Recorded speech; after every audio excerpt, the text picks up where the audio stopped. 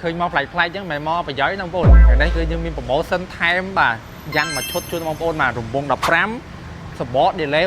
2024បាទប្រើបាន5ឆ្នាំទៀតគ្រឿងនេះគឺឆ្នាំផលិត2014ពណ៌មាសអញ្ចឹងបងប្អូនណាដែលជួយចិត្តពណ៌សង្គមបងប្អូនអាចអញ្ជើញមកមើលគ្រឿងនេះបានបាទហើយបងប្អូននឹងទទួលបានយ៉ាងមកឈុតទៅទៀតវាជាពិសេសមែនតើជាមួយនឹងផានបានស្អាតហើយមានការថែមជូនបាទជាច្រើនជូនដល់បងប្អូនបាទអញ្ចឹងគ្រឿងនេះគឺយើងរៀបចំបំពាក់ជាមួយគុជបាទអញ្ចឹងឆ្នាំ2014គឺជាប្រភេទឆ្នាំវាចូលក្នុងចំនួនទី4អញ្ចឹងវាមានការកែប្រែទៅលើកាំងមុខក៏ដូចជាម៉ាស៊ីនដែរអញ្ចឹងភាព comfortable នៃការបើកបរគឺវាងាយស្រួលការបើកបរមែនតើបងប្អូនណាអញ្ចឹងសម្រាប់គ្រឿងនេះគឺយើងមានការរៀបចំបន្ថែមទៅខាងក្នុងបាទហើយខាងក្នុងគឺយើងបានរៀបចំបន្ថែមទៅលើកាមេរ៉ាជើងដែលសំពុកបាទមួយញ៉េ Android បញ្ចប់ប៉ុណ្ណេះបងប្អូនអាចយកទៅប្រើប្រាស់ប្រចាំថ្ងៃបានយ៉ាងងាយស្រួលបាទ